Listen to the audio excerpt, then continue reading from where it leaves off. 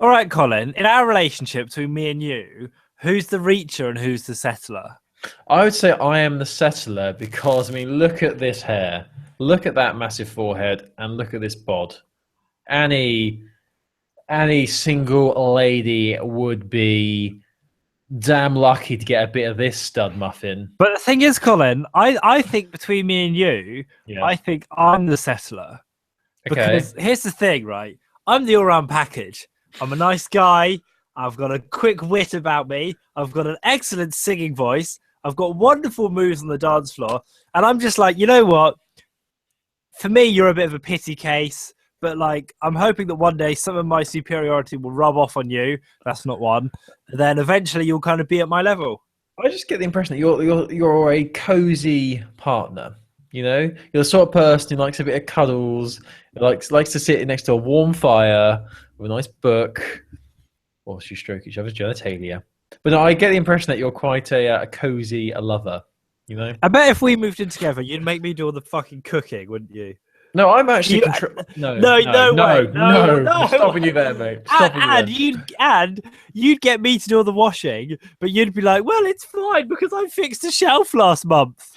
I'm actually a control freak when it comes to that sort of thing. I love to. I much prefer to do the cooking myself, just so I know it's being done correctly. If you know what I mean. What are you trying to say? I don't know. I don't know if this is just me, but I cannot stand.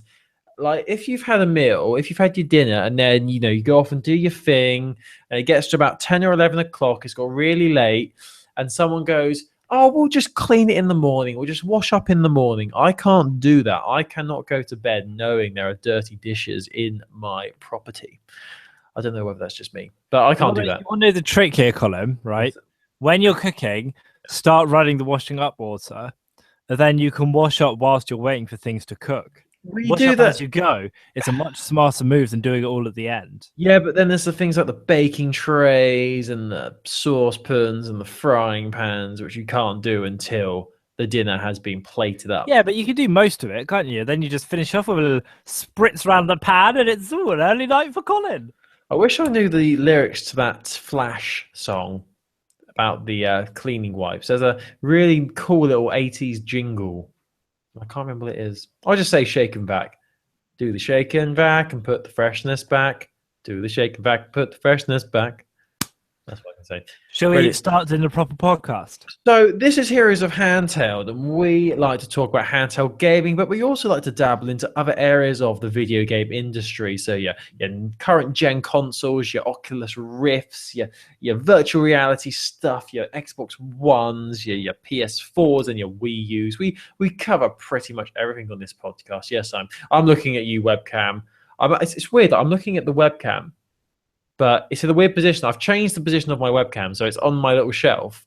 And so it gives me the impression that someone's like watching me, and judging me. So I feel a bit scared. I don't feel in my element. I feel a bit vulnerable this week. But this is Heroes of Handheld, and we talk about handheld gaming mostly. So we've got a lot to get through this week, because last week we didn't really have a proper episode. We had a 0.5 episode, which is where one of us has got something. One of us has made plans, and we can't bother to do a full-length episode, so we just shoot the shit for about 10 minutes. And that's what last week was. But this week we're back and we're ready to go. It's a few weeks before E3. We're very, very excited, but we'll save that for a few weeks' time, because, Christopher, what have you been playing this week? All right, Colin. Hello, I'm Chris. Hi, Chris. By the way, I should introduce you. Hi, Chris. That's Chris. Hi. I've been playing 2 games this week. Nice. The first is Fire Emblem on the 3DS, which we talked about last week. I'm still playing it. I think it's really good.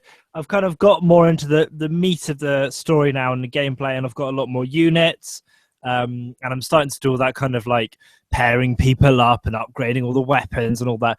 And it's a bit complicated, but it is really good fun. And I think it's simplistic enough that new Fire Emblem players will be able to get into it, whilst being kind of complicated enough that if you want to put the time in, you can really get into the micromanagement of it. So that's really good.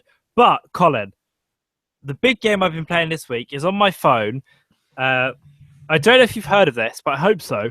I was meant to be playing another game for review and I just haven't because I've been obsessed with this game called 1010. Have you heard of this? 1010. No, do tell me more. So it's on the Android store. I think it's on iOS as well. It's actually called 1010 exclamation mark, right? It's a puzzle game. You have a 10 by 10 grid, and you put pieces down from above into this 10 by 10 grid. It's a bit like Tetris. When you clear a line, or if you can clear a column, then you get some points. And I'll show the webcam people so they can kind of get an idea of how it plays. Just wait for it to do this thing. Do that thing. I don't know if you can see, actually. It's a bit bright, isn't it? But anyway, you should look this up. It is just the most addictive game I've ever played. So you put pieces into the grid, you get points, but it's just so addictive. Like I had friends around this weekend, and for about 2 hours, none of us said anything to anyone because we were just sat here playing 1010. It's the most addictive game I've ever played on my phone. It's ridiculous. I'm a bit confused here because I've just had a look on the iOS store, and this is on Apple as well on iOS 1010. I think I found it by a developer called Gram Games. Yep, that sounds about right. When you've downloaded something in the past on iOS, there's a little symbol that says download it again because you've already purchased this before. And I've got that little symbol next to us, but I don't remember ever playing this. I must have tried this. Weird. Weird. This reminds me of that game that came out maybe a year ago now that we were very addicted to. It's called Sevens or something. Threes. You're thinking of Threes. It's It's a similar. I think it's quite a similar vibe to Threes, but it's just so addictive, man. I can't stop playing it. I do love these sort of little puzzle games like this. There's like short. Is it different? Like short burst levels? No, it's the same level, and you're just trying to beat your own high score every time. I've downloaded it again. I honestly don't remember playing this, but I must have at some point. But I think listeners, if you want to tweet us your scores on 10 by 10, the one to beat for me is 4,501, which I was dead impressed with until I got on the tube and saw this woman who's got 12,000 points. How did you see that someone had 12,000 points? Because I saw it over their shoulder. That's a bit weird. Well, shouldn't have it on display, should you? So, what have you been playing this week, Colin? I've been playing 2 games predominantly, just like my good pal Chris. Obviously, continuing to play Battlefront. Still not got bored of it yet. Really loving the Heroes modes that I didn't realize there were until recently. So Hero modes, basically 2 different game modes. There's either Hero Hunt, which is where one player is the super powerful hero, so Luke Skywalker, Darth Vader, Boba Fett, whoever. And all the other players have to kill the hero, basically. Or there is hero versus villains, which is the good guys versus the bad guys, which is also really fun. So I'm really digging those game modes. I've been playing that. Still haven't played Arkham Knight. I really, really need to take the cellophane off that game and actually start playing it finally. I will at some point. But I've also been playing a game on my PlayStation Vita this week, and similar to your experience with 1010, I'm really, really addicted to this game, and I didn't think I would be. So it's called As Ken 2, and it's from the developer 10 Tons, who we like very much on this show. They are the kings of the puzzle genre. They've created such games such as Sparkle 1, 2, Sparkle Unleashed, King Oddball versus the World, Baseball Riot. They are, we should say as well, 10 Ton. Are very good at bringing stuff to Vita, aren't they? Yes, they could just at this point make stuff for PS4, but they're still doing stuff for Vita, which is really important. And I think their games suit the PlayStation Vita more because there's a lot of games incorporate touchscreen elements a lot better than I'd imagine it would be on PlayStation 4. Obviously, there's no touchscreen on PlayStation 4, but I'd imagine the gameplay wouldn't be as fun and easy and free-flowing as it is on Vita. So basically, as Ken 2, it's a similar format. That's why I was a bit iffy, a bit dubious about this, because I thought it was going to be the same sort of thing as 10 Tons has done before. Sparkle Free is a match-free game with little marbles, with a little shooter. The King Oddball game was where you had a rock and you had a certain amount of rocks. You had to throw them and destroy targets. without running out of rocks. And also Baseball Riot was where you're a baseball player and you, similar to King Oddball, you had to fire your baseballs and hit all the targets with a certain amount of baseballs. So similar sort of puzzle genres across the board there. So Azkend is very similar. Azkend is very similar to Sparkle in the sense it's a match-free game. And what it is you have a grid of loads of different images. You've got a match-free or more than free, and you've got to. You don't have to clear the board. What you got to do is do certain more objectives. So you have to either you have to either get not a special object from the top of the board to the bottom of the board within a certain amount of time. You have to extinguish the fire that's ravishing your board in a certain amount of time. Loads of different game modes like that. But what I'm really digging about it, why it's so addictive, is that they've tried. It's a very simple premise, the match-free puzzle idea. Loads of games have done it. It's been around for years. But what 10 Tons have done very well is they've tried to add a bit more depth to it. There's loads of power-ups you can unlock. There's similar to Sparkle, there's a really over-the-top story considering what the game actually is. Yeah. So you are you're on a ship. I believe it's set in the 1800s.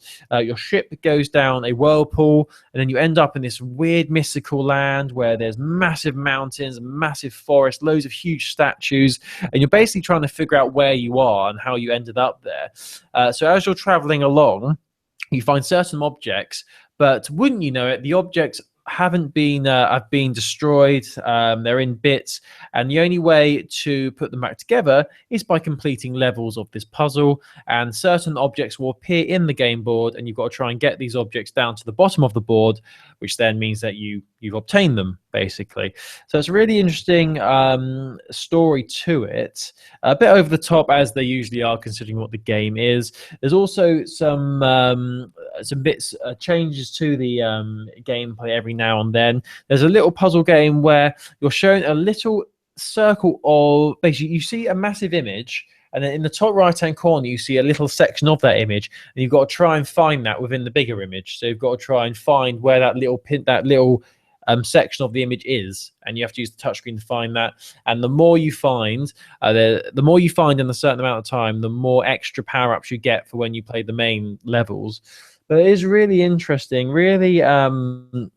As I said, it's a very basic concept, but what they've done is try to flesh out a bit more with the story, and obviously some changes to the gameplay. But it's really addictive. I know match-free games normally are quite addictive, these sort of puzzle games, but I have to really congratulate 10 Tons for making this so addictive. I was expecting to be, to get bored of it, but I honestly can't stop playing it. So really been digging that this week. So you can pick it up. It's on PlayStation Vita. It's also available on PS4 as well. I believe it's cross-buy. So if you download it on one, you can play it on the other, which is nice. So it's called Azkend 2. It's from 10 Tons, and it is a lot of fun. But another game I've been playing this week is I've been going back to Ninja Senkai DX, which I spoke about a couple of months ago now, which is a 16-bit platformer. Thank you. Where you're a ninja and you've got to go through all these different levels, defeating all these monsters. It's really, really difficult, but really addictive as well. So I've been playing those two games this week. So that's Ninja Senkai DX and also Azkend 2. And Azkend 2 gets a thumbs up from me because it's the main thing a puzzle game needs to be for it to be good is addictive, and it is very, very addictive, which is good. So that's why I'm playing this week. I was only half listening to that because I was playing 10-10. Nice. I am on a pretty good score. I understand, because I'm about to play Ninja Senkai DX, so that's all good. So also what's happened in the past week is someone went to a comic convention. So I want to hear all about this, Christopher. Do tell. Yes, I was at the London MCM Comic-Con on Sunday. I went for the day. I did a bit of gamey stuff, but I wasn't really there for the games things. We were just there to kind of have a look around because I went with some people who hadn't been before. Now, I did see, Colin, do you remember a couple of weeks ago you were talking about a game on Vita called, was it Lumos or Lumo? Lumo, yes, that's the one with the rooms, and it's like a 2.5D puzzler. And actually, I didn't actually get to play it because it did have some quite big queues, which I thought was Mm, quite interesting. that's good. But there wasn't a whole lot of Vita presents. There wasn't any Nintendo, which I was really annoyed about. Was there no like JRPGs, nothing like There that? were a few, but they kind of looked like they weren't memorable enough that they stuck in my head. So that Right. tells you something about the Mm. quality of the Vita games that were there. But there was, Monster Hunter was there, and I gave Monster Hunter a go, which was Generations, which is very exciting to me. I'm really looking forward to playing that game in the summer because I'm a big Monster Hunter fan. But yeah, I thought it was funny actually. I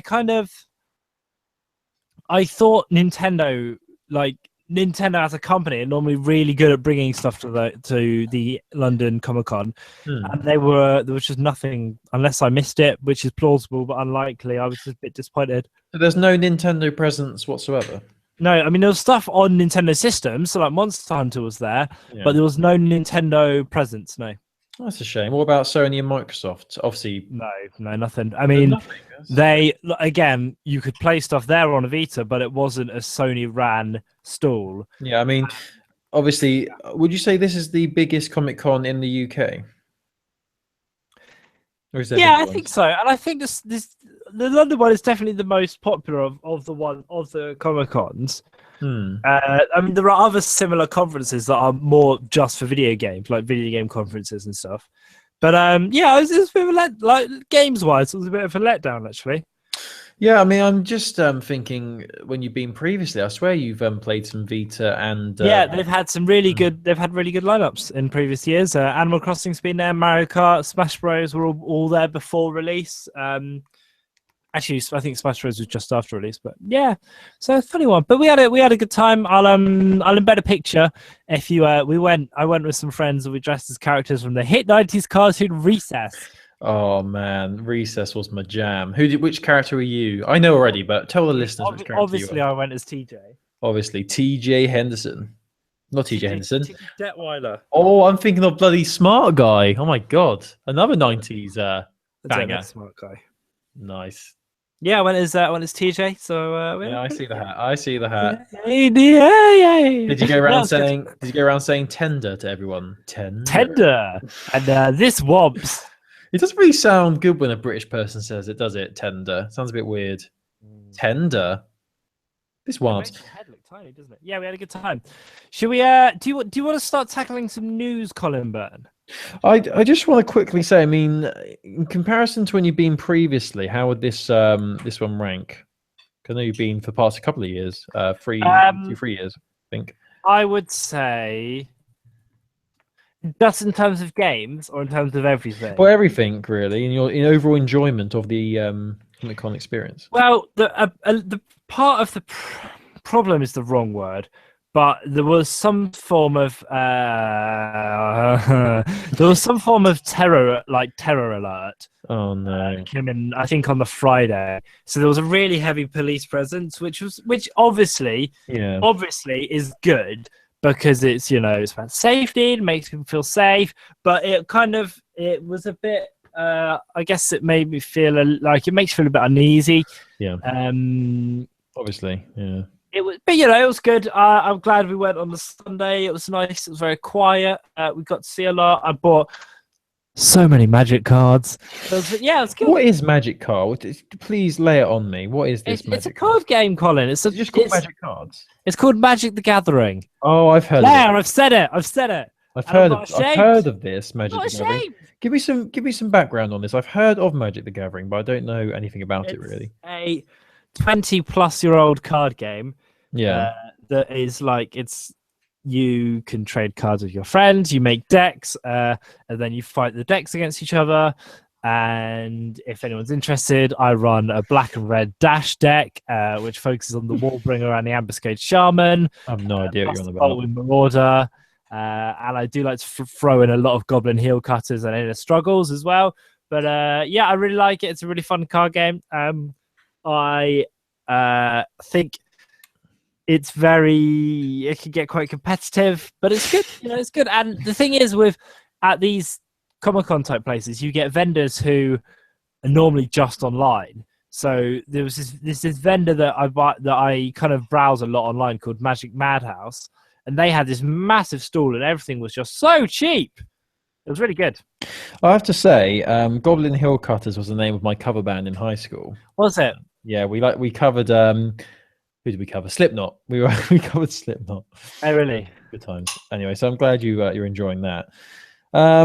Were there any film things? Anything relating to upcoming Marvel yeah, films? there was. DC?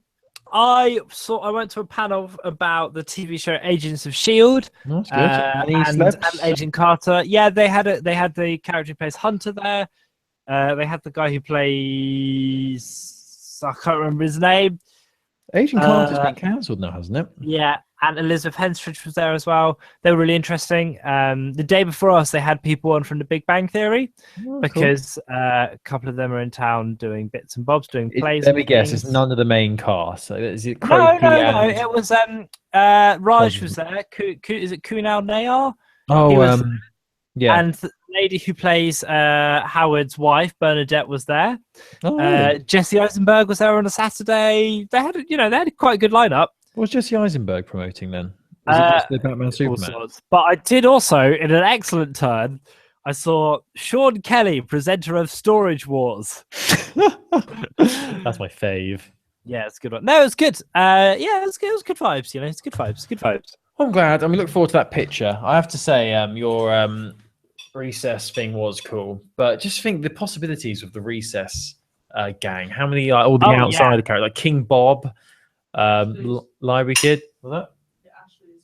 Oh yeah, the Ashleys. Remember them? Who's the Library Kid?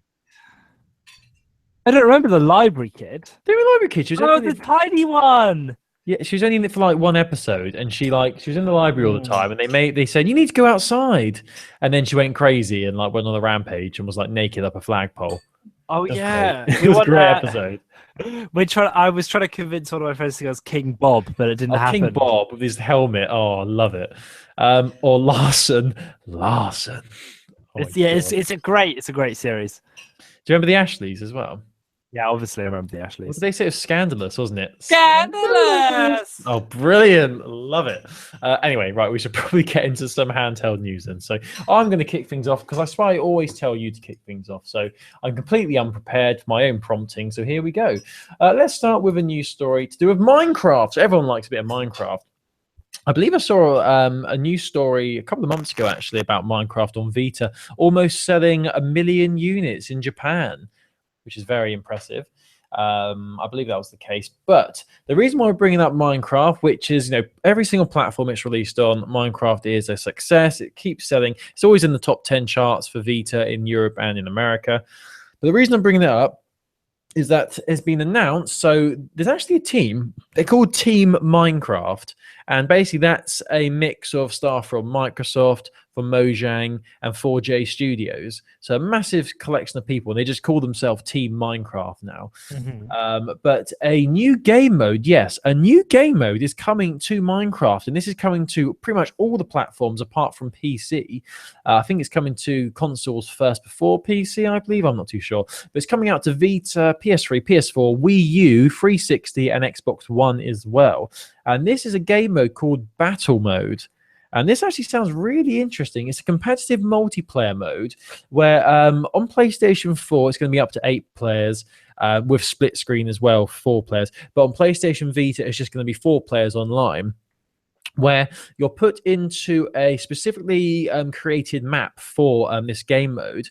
And all you've got is chests dotted around everywhere. And you've got to use what's in those chests, and whatever's in there is randomly generated in each game you play. So you have to use whatever you have in the chest to kill each other, basically. So it's really interesting. It's like it's like a free-for-all last man standing sort of game mode. But what's also interesting is that when you die, you still get involved because you turn into a bat. And you can fly around, you can distract people. You can't attack anyone. You can fly around the map. You can also distract people as well, which I think is really cool. It's a shame it's only for 4 players on PlayStation Vita, but it makes sense really. They would do that. But what's also interesting and really exciting about this is that this is going to be coming free to everyone who's already got a copy of the game. So if you've got any of the versions of Minecraft from Vita to PS3, PS4, whatever you've got it on, this will come free via an update within the next few weeks, I believe. I don't think there's actually a time frame for when this is coming. But another exciting thing is that in the near future, Microsoft are going to be supporting it by adding new map packs to the game mode. So they're going to cost a couple of quid, but they're going to come sporadically over the next few months as well. And they've also said this is going to be the first of a new series of mini games coming to Minecraft. And I don't know about you, but I think this sounds really interesting, and I'll definitely be checking this out. I'm a big fan of competitive multiplayer games, and I haven't actually touched Minecraft on my Vita for a long time, actually, not since you had a Vita. When we created that world together, you remember the good times we had? Oh yeah, I remember that. Then I left it to burn. No. Yeah, you did. You left me to burn in the lava. But no, I'm really looking forward to this game mode. It's coming out next. I mean, this article was published last week, and apparently this is coming out next month. But I'm not too sure whether we have a firm date for this yet. But we'll obviously, as soon as it comes out, we'll talk about it on the podcast. But I don't know about you, Chris. I know you don't really play. I'm guessing you don't really play Minecraft anymore. But I think this is quite a nice addition, actually, freshening up the gameplay in Minecraft. Can't hurt. Obviously, you've got the people who like to be creative in Minecraft, but this is also going to attract the people who are more into the competitive multiplayer. Yeah, I mean, I'd be curious to see how popular it gets, because, like, in my head, people play Minecraft for the creative and for the exploring. But it's good to have more stuff, isn't it? It's good to tackle, get obviously all the players have different interests, and maybe people who have created so many things in Minecraft who have maybe got bored of it, gives them a reason to come back and check out something new.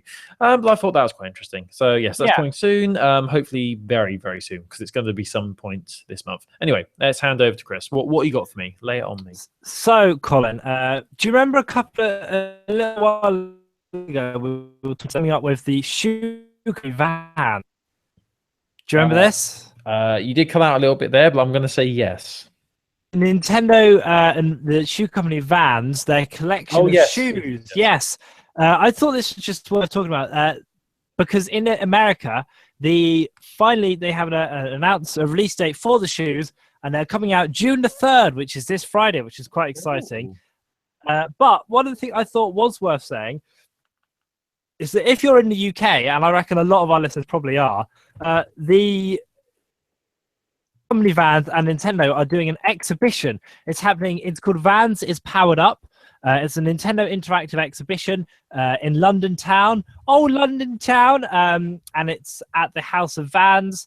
There's loads of stuff going on there. We'll put a link in the article, and I thought it was worth mentioning because I'm going tomorrow in a curveball turnout for the book, so I will take some nice pictures for the Handheld podcast Twitter. Oh man, I don't know about you, but I think this is gonna be really cool. I'm looking on this website, House of Vans London. There's a virtual tour of the House of Vans as well. How is that? Yeah. What is it then? Is it like a museum? Is it an actual place where shoes are held? What is it? I've honestly, Colin, I've never been in before, but I'm really looking forward to seeing what this is all about. I'm going tomorrow with the better half. I'm actually really jealous. I think this is gonna be really cool. I'm looking at. I think it'd be interesting. This virtual tour. It's really odd. It's there's like a underground skate park here. And it's a bit like a World War II underground bunker. Yeah, it's a weird layout, isn't it? So this is where so has anyone seen these shoes yet, or is this the first? So we've seen some pictures, but they've always said there are more to be revealed, and apparently the full lineup is going to be revealed on Friday. But I imagine, I don't know, but I imagine people going to the exhibition might get a sneak peek at some of the ones that haven't yet been shown off. I know it's a bit cash grabby from Nintendo, but I think it is a really good idea because, like, some of the designs for those characters are so now like retro and iconic. And Vans are, they're a well-loved brand. They're a big company. They've got a lot of reach. They've got a lot of people trust them. And I think a team up, it's just such a good idea because they can, Vans kind of get Nintendo, and they get to feed off all that kind of retro imagery and like things like the SNES and 8-bit and Donkey Kong. Meanwhile, Nintendo get to make a hell of a load of money, and it's really good awareness as well, because you're going to see, like, you see people, you look at people's shoes all the time, like all the time, and it's essentially free advertising, because it's like, hey, you know, you like remember this thing from 30 years ago? It's still around and you still love it. I think it's going to be really interesting. It makes sense, both sides of the coin, really, for Nintendo and for Vans. I mean, Vans released the Disney shoes recently, didn't they? Which had Disney character design. Yes, I've there are some in this very flat which have got the 101 Dalmatians on. I tell you, I love Disney, as you can tell by my Sums in my room. Love them.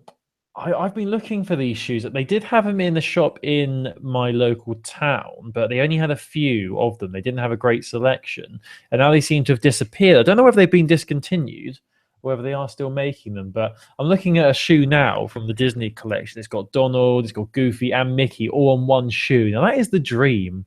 You know, what a shoe that is. But yeah, I'm really excited to see what these look like. And yeah, definitely take some pictures, because not only will there be some awesome designs, I'm sure, it's in a really really interesting looking place as well. So I'm sure. I'm dead curious, but I'll take as many pictures as I can tomorrow. They might be. You know what these places are like. Sometimes they ban it, don't they? But I'll try what I can do. Oh yeah, they do. Just you know, be a thug life. You know, just take a sly pic. You know. Yeah, I'm such a thug. You know me. Look at the Google Drive and look at the image I put at the top. That's one of the Vans shoes there from the Disney collection. I think that's really cute. I like that. Of course. Winnie the Pooh Winnie the Pooh Vans. Okay, what's happening in Vitaland?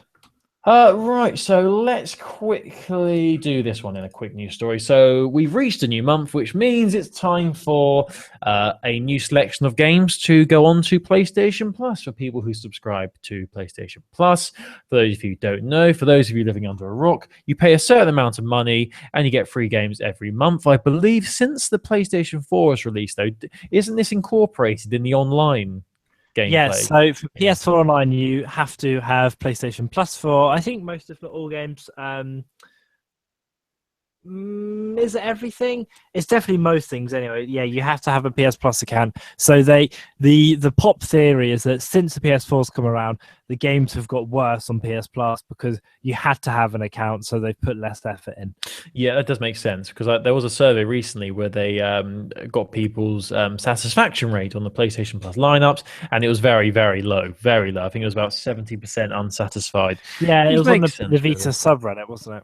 Yeah, yeah, it was.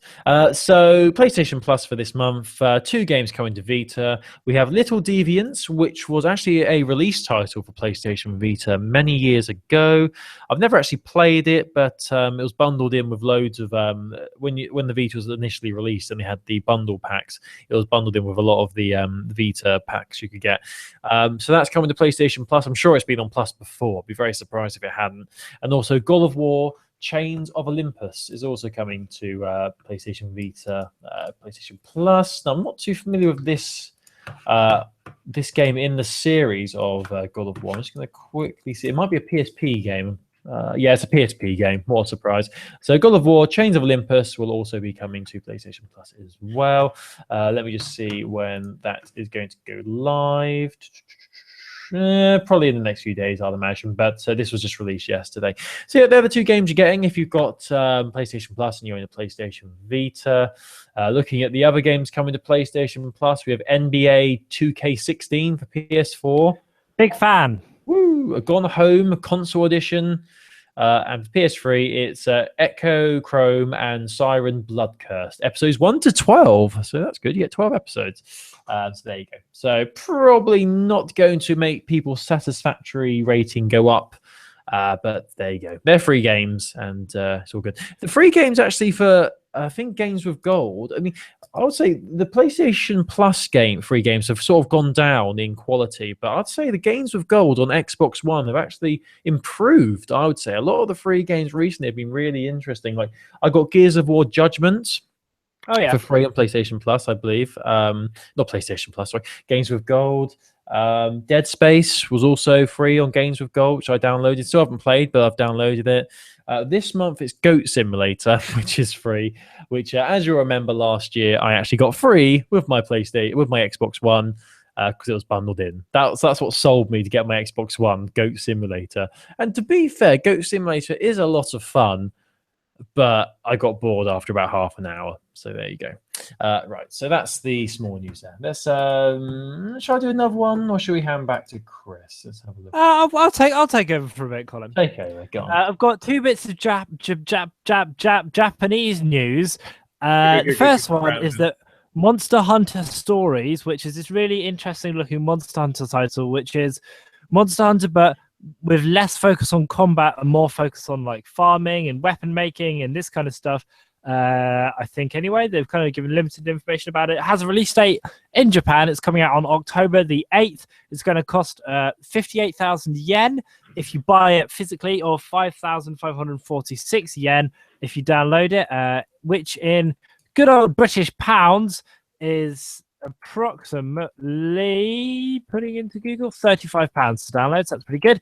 Capcom have also said they're going to be releasing some amiibos to come out with this, including the One-Eyed Rathalos Rider, and Nibiru, and then more amiibos to come out later on. So you can look at pictures of these on the website.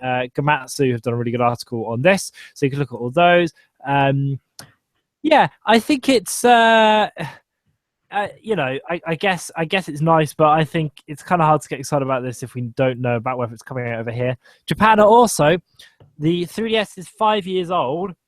So, well, the eShop is 5 years old, sorry. So Nintendo Japan are having a sale. There's some really good discounts in there. It starts on June the 7th. It finishes June the 13th. There's 100 games on sale. 100 games. Wow. Smash Bros. And Link Between Worlds. You can see more on the Nintendo Japan website. We'll put a link on the WordPress article. You can read it here at handheld.com. If you've got a Japanese 3DS and you want to take advantage of some of these titles, there's some really good discounts. Fire Emblem is getting a discount. Mario Kart 7 is getting a discount. Animal Crossing Happy Home Designer is getting a discount. There's all sorts going on here. Dr. Mario. Loads. Obviously, over 100 games. It's ludicrous. So do click on this if you're interested. And we'll put a link on our article at heroesfanheld.com. Colin, back to you, friend. Back to me then. Cool. So I remember when Dr. Mario was like a big thing not that long ago. That was very popular. Right, so I've got a few more news articles to talk about. First one, going to be another quick one. So you remember, it must be a couple of years ago now, I played a game called Atelier Yeesha Plus, which was a JRPG, which had been brought to the West, and plus because it had all the DLC, all the extra content thrown in with it. So there are a lot of games in the Atelier series of games, and most of them do come to PlayStation Vita in the West, but there's been an announcement of a brand new one. So surprise, a new one is being worked on by I believe it's Gust and Koei Tecmo. I think that's who. I'm probably wrong, but I'm sure someone will correct me if I am. But this game is called Atelier Firis, The Alchemist of the Mysterious Journey. And this game is going to be a continuation of the story. It's going to continue after the ending of Atelier Sophie, The Alchemist of the Mysterious Book, which was the last game in the series. And what's interesting it's great titles. They are really catchy, aren't they? Really easy to remember. They always have something to do with a mysterious something. So it was Mysterious Book last time. This one's called The Mysterious Journey. They're probably running out of words now to describe things as mysterious, but there you go. But the interesting thing about this is that the developer Gus has come out and said that the whole the theme of the game is going to be about having a journey. It's all about your character's journey, a journey of self-discovery, a bit like a Disney film where the character starts off like not knowing much about the world, but they go out, they find love, they learn about the wrongs in the world and the rights in the world, and then they become a stronger person. That's what this game is going to be about. So you play as the protagonist, who's called Firis. So it's called Atelier Firis, Firis, yes, Firis. Main character. She is from a village which is underneath the world. The village is built into a mountain, so barely get any sunlight, barely get any wind, and nothing comes into this village, so you don't really know what time of year it is ever. And only a select amount of people are allowed to leave this village to go out into the main world. There's a big iron door, makes blocks out, which blocks the entrance and exits. It's the only entrance and exit to this village. Firis's sister, she is one of the lucky people who can go out into the world, and because because she feels really bad for her sister who really wants to go out and explore, she makes a deal with I think it's like the leader of the village, saying like, she makes a deal. So the deal is Firis is allowed to leave the village on one condition: she must become the world's greatest alchemist within a year. Oh shit! So no pressure. A lot of these games have this same concept where you've got to do a mission, you've got to accomplish something within a year. So not an actual year, but the in-game year. And that's where I failed on the Talia Ayesha Plus. I had 1 year to find my sister, and I failed miserably. But it didn't matter because some other alchemist found her. So it didn't really matter what I did. But there you go. But that's what the story is behind this. So you go on a world of discovery. Another interesting fact about this game is that there's going to be a load of different worlds to explore. I say worlds, loads of different lands to explore. There's going to be snowy lands, like tropical places. And a really nice feature of this one, which I think is quite cool, is depending on where you go, if it's a hot climate or cold climate, your character will change their costume. So if you go into a cold climate, you'll have a woolly coat. If you go into a sunny climate, chances are you'll have your breath out. What a very complicated game. I think that's very nice. I mean, this is a JRPG standard game, but after my experience of Atelier Ayesha Plus, I think this could be fun. I was really addicted to that game. It sort of consumed my life for a whole month. You really do get involved with it. There's so much to it as well. There's so much depth. And I say long may it continue that these games come to PlayStation Vita. I mean, it's not been confirmed that this one's coming to the West yet, but I'm sure it will. They all come to the West. There's a lot of other details about this game on this article from Siliconera. A lot of people excited about this as well. Very similar to the previous games. You have to find different materials in the world, and then you can make potions and spells and things like that. And you have to battle massive beasts as well as you go around.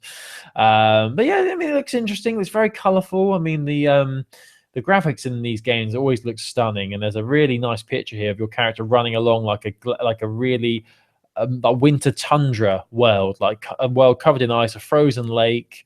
This looks absolutely amazing. So it's called Atelier Firis, and I don't think there's any details as to when it's coming out yet. Oh no, actually there is some details. Oh no, we're going to get a full trailer in the next few weeks, but it's only been initially announced now. But there's going to be a live broadcast on June the 13th, and after that day, we'll get the first trailer for the game. So look out for that. If you're a fan of the Atelier series, I'm sure you'll want to pick this up when it releases. So there you go. So let's hand back over to Chris now. I thought it was worth mentioning that. Do you remember My Nintendo, which is Nintendo's new loyalty service, which launched a couple of months ago? They've added a whole load of new rewards onto the My Nintendo website, including a 40% discount on Xenoblade Chronicles 3D, which is one of the great games on the new 3DS. So you should definitely look at that. That, however, is a gold reward. They've also added a gold reward of a 50% discount on Nintendo Pocket Football Club, or a platinum award, which is a 20% discount on Nintendo Pocket Football Club. So in itself, that's quite interesting because it shows you the difference between gold points, which are, you have to spend money to get, and platinum points, which you can get for, playing crappy apps on your phone. So that's just worth interesting. Do go to mynintendo.com and you can see the new rewards for your area. I also thought, Colin, we should mention that there is a new announcement in the Harvest Moon series. Now, I'm not a massive Harvest Moon player, but this is quite big looking. Natsume, who are the long-time development makers of the Harvest Moon games, have announced that via Twitter their new game, Harvest Moon Skytree Village, is going to be on the 3DS and playable at this year's E3. We don't really know too much else about it, just that it's coming. So do keep your eyes peeled for that. If you're going to E3 or if you're just following coverage of it, we're going to be trying to do coverage on our Twitter page when we can. But yeah, Harvest Moon Skytree Village, we don't really know too much else about it, but it's going to be set in a land called Oasis of the Harvest Goddesses. The game, you're going to be doing all sorts, trying to bring the farm back to life, trying to marry people. It's going to be great. So do keep your eyes peeled. You can be a boy or a girl, and there's new fishing mechanics. Oh boy! Oh God! So yeah, do keep your eyes peeled for that one. Ready. I don't think my body is ready. How can they add more to fishing? What could they possibly add? New mechanics, mate. New mechanics. New way of throwing your rod. You thought the mechanics were finished, but they're not. They're barely started. Nice. So, it must be about a year ago now, I brought to the table a trailer for a creepy-looking horror game coming to PlayStation Vita called, well, back then we didn't know the name, but now we know it's called Yamawari Night Alone. You'll probably remember this. No way was this a year ago. It was quite a while ago. No way. I have to go back and have a look. But yeah, this is a horror game, and the initial trailer we saw was where you're looking for a forest, and then you see a figure, and then a Japanese voice says something that turns out to be you saying sister or something like that, question mark, sister, is that you, sort of thing. It was really creepy, very eerie, but we have a release date for it. Yay! It's coming to PlayStation Vita and PC on October the 25th in North America and October the 28th in Europe. This has been announced by NIS America. In the Americas, it's going to be priced at $39.99, about pretty much $40. I'd imagine it'll be a very similar price over here in the UK, probably about 30 quid, maybe a bit more. That's for the standard edition. There's also going to be a limited edition version as well, which is going to include another game. I don't know how to pronounce it. HTOL #NIQ, The Firefly Diary. That's another horror game. So you get 2 horror games for the price of one for $60. Woo! So yes, there's a bundle as well there. So for those of you who don't know what this game is, the game follows a little girl who runs home after losing her dog, only to find that her sister is missing as well. It's pretty bad day for her. Using just a flashlight and backpack, you have to solve the mystery, and it's going to be an isometric survival horror game, and it does look very creepy. We'll link to the trailer for this game as well. We've probably done it before, but we'll add that as well. And I'm just going to quickly read a little bit more of the description of the game, which was released by NIS America. So they say that the game features a unique blend of survival horror with stealth action gameplay. Along the way, you'll find all sorts of objects from keys to slippers to cat biscuits, some of them vital to solving the mystery of the town and its eerie inhabitants at night, while others useful to distract evil spirits when they attack. As the story unfolds, more answers will lead to more questions, and the open world environment of the game allows for maximum freedom to wander anywhere at almost any time.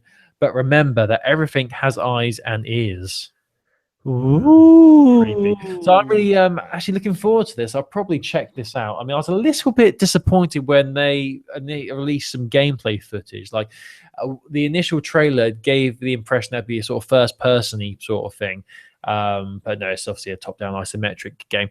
But I'm still going to check it out. You know, I like a good horror game. I played a game called Home last year, actually, which was a indie horror game from Benjamin Rivers, and that was really, really creepy, that game. It's sort of I'm a bit of a wimp when it comes to horror games, but for that one I actually put my headphones in and played it in a darkened room, and I'll probably do the same thing for this one as well.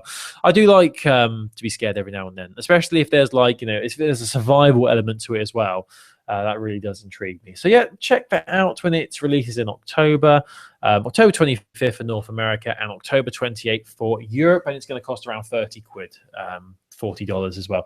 So yes, very excited for that. I'm sure that will be good, and I'm sure Chris is excited as well because we have. I can't bloody wait. Vita. Oh wait. Anyway, I'm just going to quickly do my last news story because it's a very quick one. Good news for Vita. PlayStation Vita sales surpassed more than 5 million in Japan. So there you go. It launched in Japan on December 17th, 2011, and when it first released, it had moderate success. But they've had a lot of major games recently, including Dragon Quest Builders and Dragon Quest Heroes 2, which have been very popular over in Japan. PlayStation Vita is still the best-selling current generation hardware. It's sold better than the PlayStation 4 in Japan, which is good. I mean, the PlayStation 4 has not been out as long as the PlayStation Vita, but that's still impressive. So the PlayStation 4 has moved 2.8 million units in Japan, but that only launched in February 2014.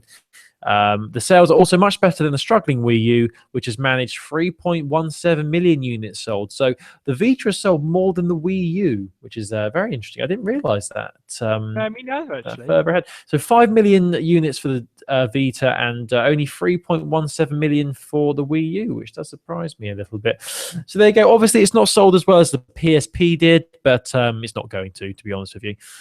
So yeah, so that's good news. That's always nice to hear. To Chris, because I'm done. So, Colin. Yes. Right. Picture this, okay? What are you doing tomorrow? Tomorrow, I'm going to wake up and I'm going to hit my alarm and I'm going to do a weather report and enjoy Groundhog Day. What if I told you could leave your rubbish, boring life behind and go to the northern Cremisphere? Please tell me more. Because as of tomorrow, Donkey Kong Country 3 Dixie Kong's Double Trouble is released on the new 3DS eShop. Oh. It's a massive hit. It's coming out tomorrow. They've not given an indication of price. It's probably somewhere between the £7 and £10 mark, I would guess. It comes out tomorrow on the eShop. I had never played this one. I never played number 3 in the Donkey Kong Country series, so I'm really looking forward to it. So do keep your eyes peeled for this. I hope it's very good. I'm sure it will be. I've just taken an Instagram pic of me and you because we're such good pals. Oh, we're just such bloody good mates. We're such good pals, aren't we? Oh, I'm gonna put the contrast up. It's gonna be great. I'm gonna put a nice filter on it. Oh yeah, put the X Pro filter on it. Oh, increase the sharpness. The creamer filter makes me cream. Anyway, let's go for the Rise. Oh, that's a nice one. The Rise one's quite nice. We'll do that. Oh, it's cute. It's almost like we like each other. Right, cool. So that's great news. I can't wait to do that tomorrow. Thank you for telling me. Thank you for giving me an escape from my boring life, Chris. You really are the MVP of my life. That's all right, mate. No probs.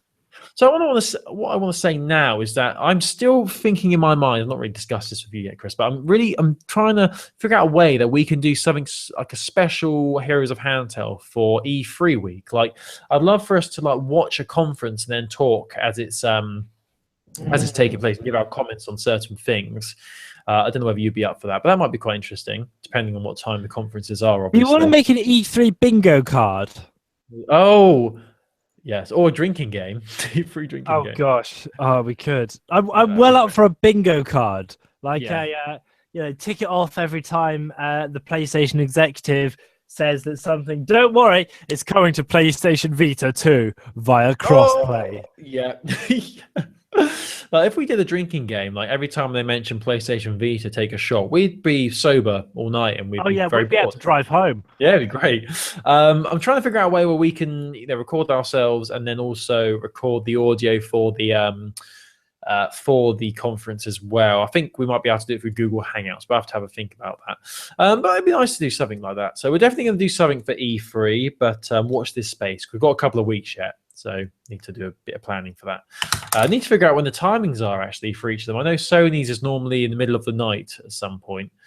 And normally Microsoft's is a bit earlier, and there's Bethesda and all the others, and EA and all that as well. I tell you, I can't wait for the Mass Effect stuff, honestly. Oh boy, yeah, that's gonna be big.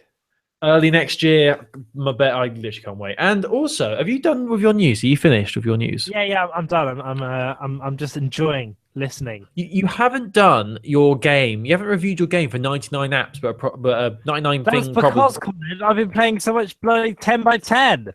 What was your game then for 99 problems? I wiped it. I moved on. Right. So this week, my app's going to be 1010. I'm going to give this a go and see how good it is. And I'll report back next week. So we are still doing that feature. It's not, we've not forgotten about it, I swear. But also, we're going to end on this note. Happy birthday to us. We are 3 years old, Chris. Hey, happy birthday, us. Yay. Hey. 31st of May, 2013. God, 2013 was our first ever episode. Episode 1. The world of 3DS and PlayStation Vita. Wow. Haven't we come far? Haven't we really developed the show? Really has changed a lot. Anyway, so yeah. Happy birthday to us. Happy birthday, buddy. Thank you for everyone for noticing. It's our birthday. Really appreciate it. You're great. You're good. Thank you very much. But I'm really interested to hear your report back of the Vans thing tomorrow. Definitely upload some pics. Yeah, I'll hope. I'm really hoping they'll let me take some form of picture. Oh, just do it anyway. Right, okay. They won't be guarding everything. Colin, I'm going to spill. Grab some Right. balls. I'm going to spill. Okay. So I'm going there. It's also sort of date night, so I kind of don't want to ruin it by taking too many pictures of stupid nerdy stuff. Like literally, as you're hugging, what you got to do, hug her, embrace her, whilst you're next to a really nice display, and over her shoulder, behind her back, just take a nice little snap. But make sure you 6 snaps. make sure your phone's on. Make sure your phone's on silent, mate. And then, as you go in for the hug, go in to whisper into her ear lovingly and go, "Hail Hydra." Yeah, that's true.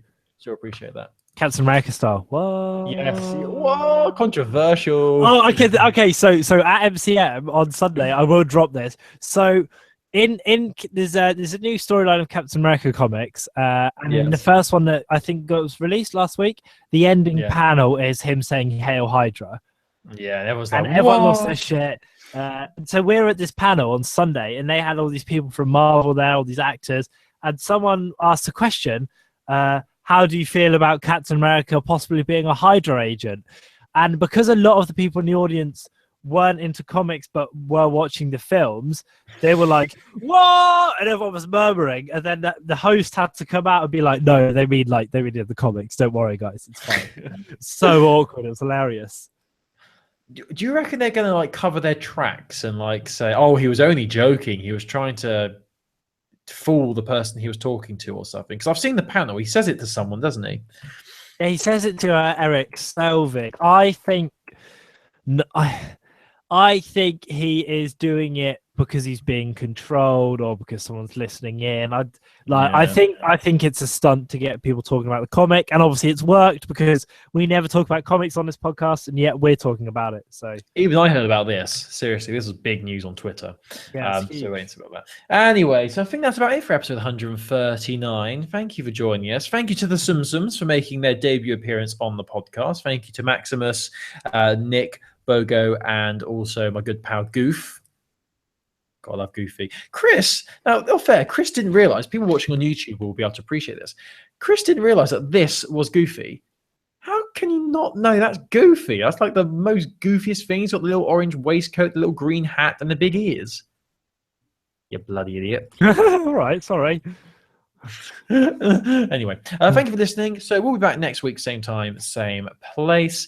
If you want to listen to previous episodes of the podcast, you can do so on iTunes or Stitcher. Just search Heroes of Handheld, or you can just go to our website, heroesofhandheld.com. All our previous episodes are listed there, all the way back to May 2013 for our first episode. So why not listen to them all? Why not?